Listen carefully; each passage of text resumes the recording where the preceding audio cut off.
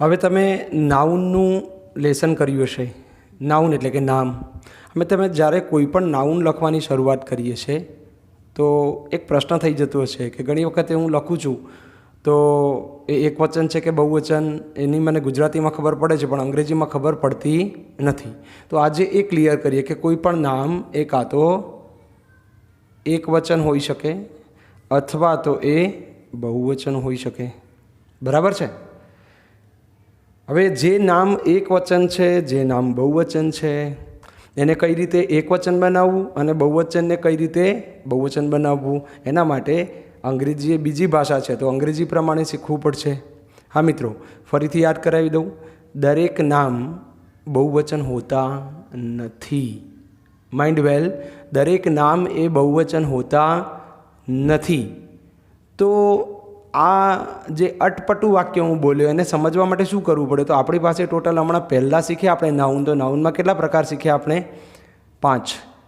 પહેલું કયું શીખ્યા? જો યાદ હોય તમને તો એક શીખ્યા આપણે પ્રોપર નાઉન, વ્યક્તિવાચક નામ। વ્યક્તિવાચક નામ આગળ ક્યારેય કોઈ આર્ટિકલ આવતા નથી। દાખલા તરીકે મારું નામ છે લલિત, તો લલિત એ લલિત જ છે, એને ગણવાનું ના હોય। તો આઈ એમ લલિત, પછી એવું ના કહેવાય કે આઈ એમ એ લલિત।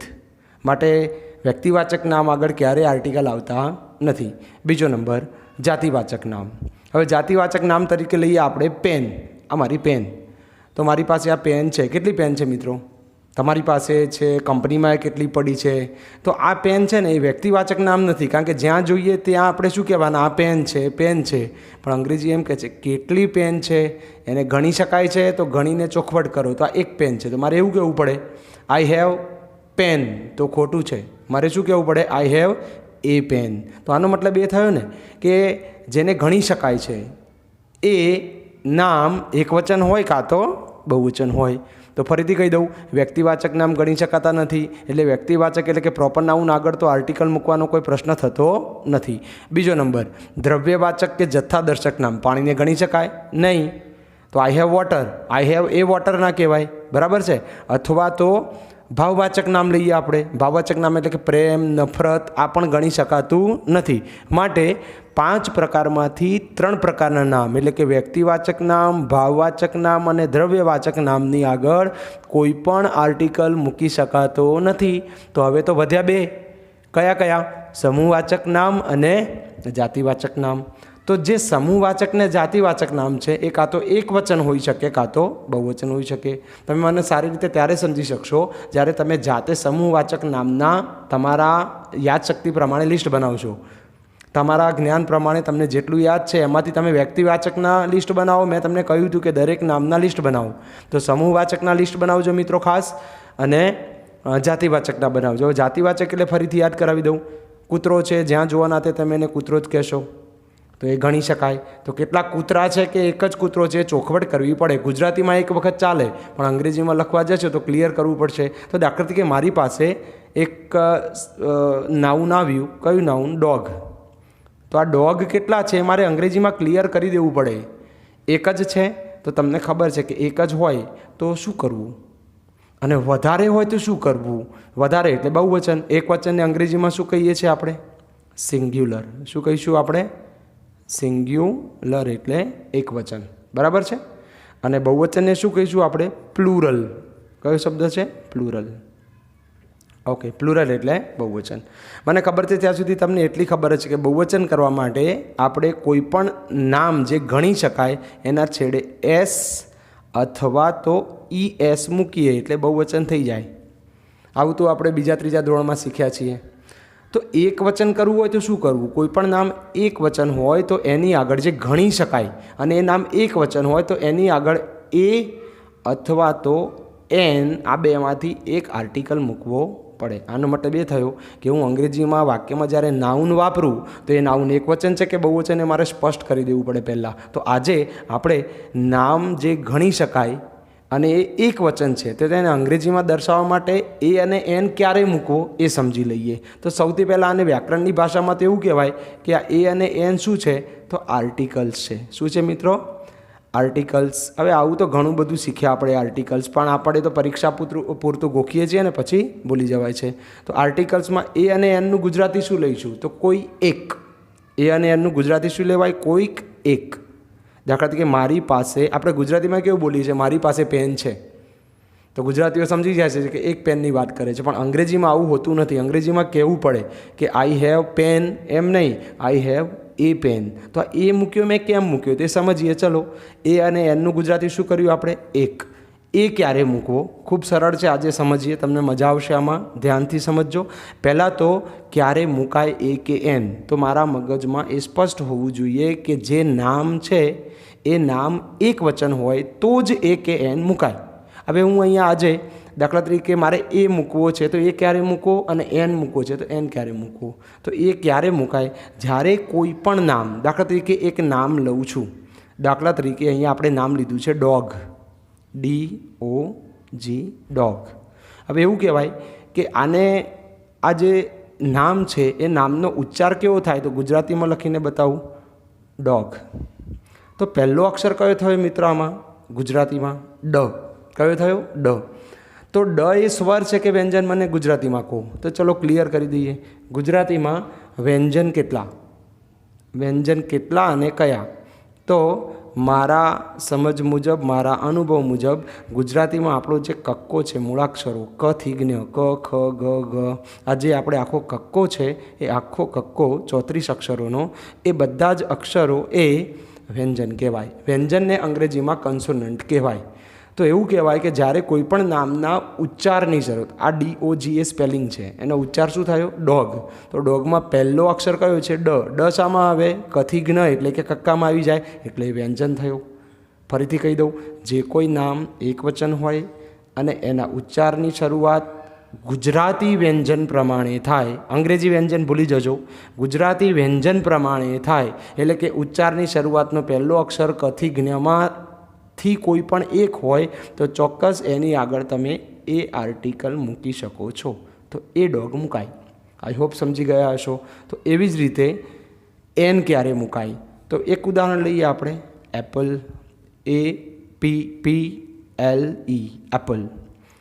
એપલમાં આ મેં સ્પેલિંગ લખ્યો, તો આનો ઉચ્ચાર હું લખું છું, ધ્યાનથી જોજો, એપલ. હવે જ્યારે મેં એપલ લખ્યું તો એપલની અંદર પહેલો અક્ષર કયો? તો અ. આ અ એ શું કક્કામાં આવે છે કથિજ્ઞમાં? તો ના. તો શામાં આવી રહ્યો છે? તો ગુજરાતી સ્વર. તમને ગુજરાતી સ્વરો ખબર હશે. ગુજરાતી સ્વરો કયા? તો અ, આ, ઈ, ઉ, એ, ઐ, ઓ, ઔ, અમ, અહ. તો આ મિત્રો જે ગુજરાતી સ્વર છે એ જ યાદ રાખો. અંગ્રેજી સ્વર, અંગ્રેજી વ્યંજન ભૂલી જાઓ તો તમે આર્ટિકલ એ અને એન ક્યારે મૂકો એ સરળતાથી સમજી શકશો.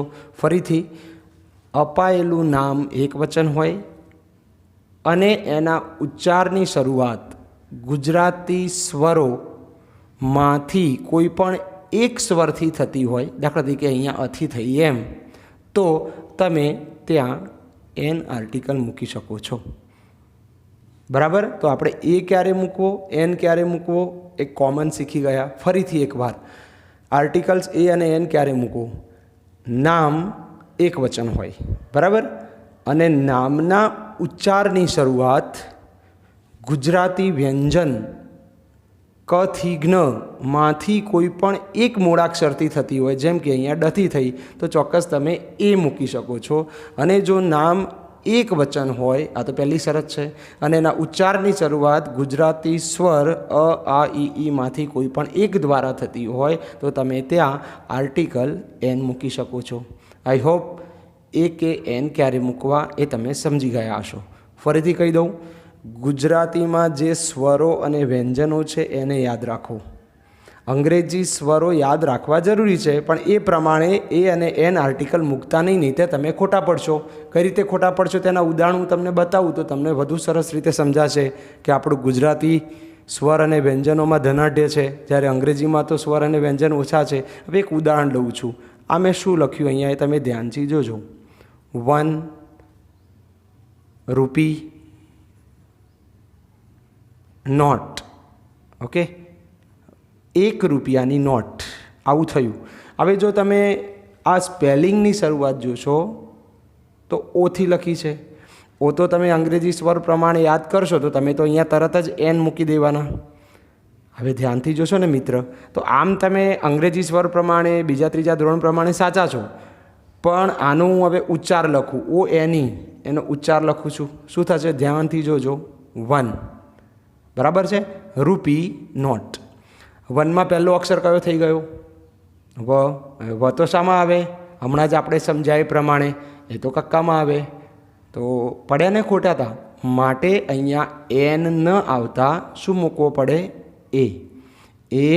1 રૂપી નોટ. માટે કહું છું અંગ્રેજી સ્વર વ્યંજન ગોખવાના ભૂલી જાઓ, ગુજરાતી સ્વરો અને વ્યંજન પ્રમાણે કામ કરો. જ્યારે તમારે એ અને એન આર્ટિકલ મૂકવાની કન્ફ્યુઝન હોય તો એનો ઉકેલ એમ જ છે. એવું ને એવું એક બીજું ઉદાહરણ લઈ લઉં.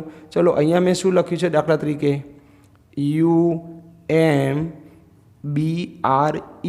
UMBRELLA, umbrella. ઓકે, હવે તમે આમાં ધ્યાનથી જોશો તો શરૂઆત શાનાથી કરી છે મેં? યુ. તો યુ તો તમે કહેશો કે હા સ્વર છે, હું એમાં નથી માનતો. એક બીજો સ્પેલિંગ લખું છું, યુનિયન. ઓકે, હવે ધ્યાનથી જુઓ, અહીંયા યુ છે, અહીંયા યુ છે. હવે આના ઉચ્ચાર લખું છું. આ તો સ્પેલિંગ લખ્યા બરાબર છે, આનો ઉચ્ચાર શું થયો? અમરેલા. ધ્યાનથી જોજો, આ મેં શું લખ્યું? આનો ઉચ્ચાર યુનિયન. ખોટો નથી ને મિત્ર? હું ત્યાં યુનિયન. હવે જુઓ તમે ધ્યાનથી, અહીંયા બંને જગ્યાએ યુ છે, એમના ઉચ્ચાર બદલાઈ ગયા. આમાં અ આવી ગયો, અમરેલા. આમાં યુનિયનમાં ય આવ્યો, યતિનો ય. આ એ સ્વર થયો, તો અહીંયા મારે શું મૂકવો પડશે?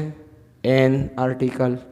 અને અહીંયા એ જ યુ છે પણ એનો ઉચ્ચાર ય થઈ ગયો છે, માટે મારે અહીંયા શું મૂકવું પડશે? એ. પણ ધ્યાનથી જુઓ, અમરેલા એક વચન છે, યુનિયન પણ એક વચન છે, માટે જ આપણે એ અને એન આર્ટિકલનો ઉપયોગ કરી શકીએ છીએ. હજુ ઉદાહરણ જોઈએ આપણે, તમને એમાં મજા પડશે. દાખલા તરીકે આ સિવાય આપણે એક શબ્દ લખીએ કે મારા કાકા કોણ છે? તો મારા કાકા તો કે ડૉક્ટર છે. કેટલું ભણ્યા છે? તો કે MBBS છે. કોણ છે? MBBS. ચલો, આ એમ જોઈને તો આપણને અંગ્રેજી પ્રમાણે એવું લાગશે કાં તો વ્યંજન છે, માટે અહીંયા આગળ શું મૂકી દો? એ. હવે મિત્રો, જેવો તમે એ મૂકો એટલે ખોટું પડી છે. તો આને સાચું કરવા શું કરવું? તો મેં તમને કહ્યું એમ ગુજરાતી સ્વર ને ગુજરાતી વ્યંજનો યાદ રાખો. આનો ઉચ્ચાર લખી જાણો. આને શું વંચાય? એમ. વાંચવું નથી, લખવું છે. તો શું લખાશે? એમ. બીજું શું લખાશે? BS. રાઈટ. હવે આની અંદરથી તમે શરૂઆત જુઓ, અથી થઈ ગઈ, તો અ તો શું થયો? ગુજરાતી સ્વર. તો એ ચાલે કે એન ચાલે? સ્વર હોય એટલે શું મૂકી દેવો પડે? એન. ક્લિયર? તો આ છે આગળ અંગ્રેજીનો વ્યંજન હોવા છતાં એનો ઉચ્ચાર ગુજરાતી સ્વર જેવો થયો, માટે એન મૂકવો પડ્યો. આ અંગ્રેજીનો સ્વર હોવા છતાં એનો ઉચ્ચાર ગુજરાતી વ્યંજન જેવો થયો, માટે ત્યાં એ મૂકવો પડ્યો. આખી દુનિયા જો આ થિયરીને અનુસરતી હોય તો આપણે પણ આપણી માતૃભાષાને માન આપીએ તો અંગ્રેજીના એ અને એન આર્ટિકલનો પ્રોબ્લેમ તો ઇઝીલી સોલ્વ થઈ જશે. આઈ હોપ હવે તમે આવા તો અઢળક શબ્દો છે મિત્રો કે જેની શરૂઆત વ્યંજનથી થતી હોય અંગ્રેજીમાં, પણ એનો ઉચ્ચાર સ્વર જેવો થાય. તો આ ધ્યાનથી જ્યારે શિક્ષક ભણાવતો હોય, સમજાવતો હોય, ક્યાંક તમે વાંચતા હો તો ધ્યાન તમારે રાખવાનું છે કે ભલે શરૂઆત અંગ્રેજી વ્યંજન કે સ્વર પ્રમાણે છે, પણ એનો ઉચ્ચાર તો સ્વર અથવા વ્યંજન છે તમારે નક્કી કરવાનું, અને એક વચન છે કે નહીં એ નક્કી કરવાનું, પછી એ કે એન મૂકવાનું. ફરીથી એકવાર એ કે એન આર્ટિકલ વાપરવો છે તો સૌથી પહેલું લાયસન્સ કયું હોવું જોઈએ? આપણે જે નામની આગળ આર્ટિકલ મૂકવા જઈ રહ્યા છે એ નામ એક વચન છે કે નહીં? એક વચન હોય તો તમે એ કે એન મૂકી શકો. હવે બીજો નિયમ, આપેલું નામ એનો ઉચ્ચાર કરતા એની શરૂઆત સ્વર કે વ્યંજન પ્રમાણે થઈ, ગુજરાતી સ્વર વ્યંજન પ્રમાણે થઈ, એ નક્કી કરો અને પછી એ કે એન મૂકો. હજુ ત્રીજી સૌથી મોટી પ્રોબ્લેમ એ છે કે તમને એ ખબર હોવી જોઈએ કે આ નામ આગળ આર્ટિકલ મુકાય કે ના મુકાય. નહીંતર જ્યાં આર્ટિકલ મૂકવાના છો ત્યાં તમે નહીં મૂકો અને જ્યાં નથી મૂકવાના ત્યાં તમે મૂકી દેશો. તો એનું સોલ્યુશન શું છે? તમારી પાસે જ છે. ફરીથી આર્ટિકલ્સ ક્યાં મુકાય? કોઈ પણ નામની આગળ મુકાય. નામ એટલે નાઉન. નામના કેટલા પ્રકાર શીખ્યા આપણે? 5. કયા કયા? વ્યક્તિવાચક, જાતિવાચક, ભાવવાચક સમૂહવાચક ને દ્રવ્યવાચક. આ પાંચમાંથી 3 નામ આગળ તો મિત્રો આર્ટિકલ જ નથી આવતા. એ કયા કયા જે આપણને મહેનત કરવામાંથી બચાવી દે છે? કારણ કે આપણે તો ગોખવાવાળા, સમજવું ક્યાં છે? હાશ કે નથી આવતા તો સરસ. તો છતાં પણ યાદ કરી લઈએ ગુજરાતી સ્ટાઇલ પ્રમાણે. એવા કયા 3 નામ જેની આગળ આર્ટિકલ આવતા નથી? એક તો વ્યક્તિવાચક નામ, ભાવવાચક નામ અને દ્રવ્યવાચક નામ. તો હવે આર્ટિકલ મૂકવાના ક્યાં રહ્યા? ફક્ત 2 નામ આગળ. કયા 2 નામ? એ છે કયા છે 2 નામ? જાતિવાચક અને સમૂહવાચક. તો ચલો આપણે સમૂહવાચક નામનું એક ઉદાહરણ જોઈએ. બરાબર. દાખલા તરીકે સમૂહવાચક નામ મારે લેવું છે તમારી આગળ. તો દાખલા તરીકે હું એક સ્પેલિંગ લખું છું, અહીંયા તમે સમજી જજો. અહીંયા મેં લખ્યું એક સ્પેલિંગ લખું છું ARMY, આર્મી. ચલો, હવે આર્મી એટલે સૈન્ય. હવે સૈન્ય કેટલા છે? તો ભારતનું તો એક જ સૈન્ય છે. હા, તો 2-3 દેશ યુદ્ધમાં આવી જાય તો સામસામે બધાના આર્મી અલગ અલગ થયા. તો એવું કહેવાય કે આ બધા સૈન્યમાં એક સૈન્ય ભારતનું છે. બરાબર. તો આ સમૂહવાચક નામ છે. ઘણા બધા સૈનિકો ભેગા થાય ત્યારે શું કહેવાય? આર્મી. તો આપણે એવું કહી શકીએ, India has N army. India has N army. Bharat પાસે એક સૈન્ય છે. આ સમૂહવાચક નામ થયું મિત્રો. ચલો આપણે એક બીજો શબ્દ લઈએ, ટીમ. મારી પાસે ટીમ છે. પણ કેટલી ટીમ છે વાત કરો. સમૂહવાચક નામ થયું તો કે આઈ હેવ એ ટીમ. હું એ અને એન કેમ મૂક્યો એ સમજી ગયા હશો. તો આ થયા સમૂહવાચક નામ. હવે સમૂહવાચક નામ સિવાય આપણે જાતિવાચક નામના ઉદાહરણ લીધા જ. કોઈ પણ જાતિવાચક, દાખલા તરીકે તમારા હાથમાં હાલ મોબાઈલ છે તો મોબાઈલ તો બધાના ઘરે છે, તો એ જાતિવાચક નામ થયું. તો એની આગળ શું મૂકશું? I have a mobile. હે ને? આઈ હેવ એ મોબાઈલ થયું. તો નિયમ, આર્ટિકલ ક્યાં મૂકવો? જે નામ ગણી શકાય એની આગળ, અને એ નામ પાછું એક વચન હોય તો એની આગળ એ કે એન આર્ટિકલ મૂકવો. આજે આપણે નાઉનને એક વચનમાં દર્શાવવું હોય આર્ટિકલ દ્વારા અંગ્રેજીમાં, એના વિશે સમજ્યા. હવે આગળ એ જ નામ એક વચન હોય તો આ રીતે બને. પણ એક વચન દર્શાવવા માટે આપણને કોને મદદ કરી? તો કે આર્ટિકલ્સે મદદ કરી. કોણે? આર્ટિકલ્સ. તો આર્ટિકલ્સ એ 2 પ્રકારના છે.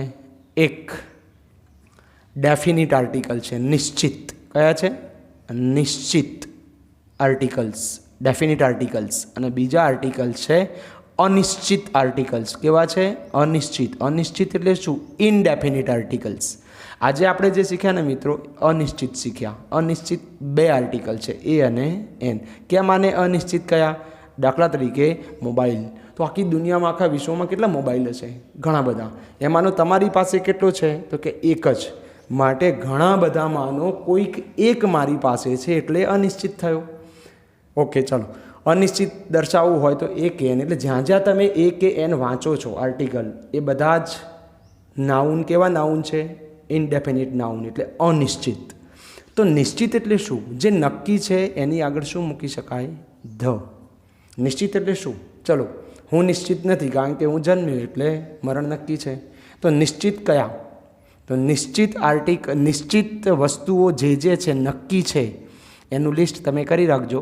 નેક્સ્ટ ટોપિક આપણે ધ વિશે શીખીશું કે એવી કઈ વસ્તુઓ નક્કી છે, કયા નામ નક્કી છે કે જેની આગળ માત્ર ધ આર્ટિકલ લગાવાય. આઈ હોપ મિત્રો તમને આજે મેં ટોપિક શીખવાડ્યા એમાં આજે આપણે શીખ્યા એડજેક્ટિવ અને એડવર્બ, પ્લસ વધુમાં આજે આપણે કોઈ પણ નામ એક વચન હોય તો એની આગળ એ અને એન આર્ટિકલ કઈ રીતે લખવો તે શીખ્યા. ફરીથી કહી દઉં છું, ગુજરાતી સ્વર વ્યંજનો યાદ રાખજો, નહીં કે અંગ્રેજી યાદ રાખવાના, પણ એ અને એન આર્ટિકલનો ઉપયોગ કરવા માટે તમારે માત્ર ગુજરાતી સ્વર અને વ્યંજનોનો સહારો લેવાનો. તમે ક્યારેય ખોટા પડશો નહીં. ચલો, આ સિવાય આપણે આગળ વાત કરી કે ધ, તો ધ વિશે આપણે નેક્સ્ટ ટાઈમ શીખીશું.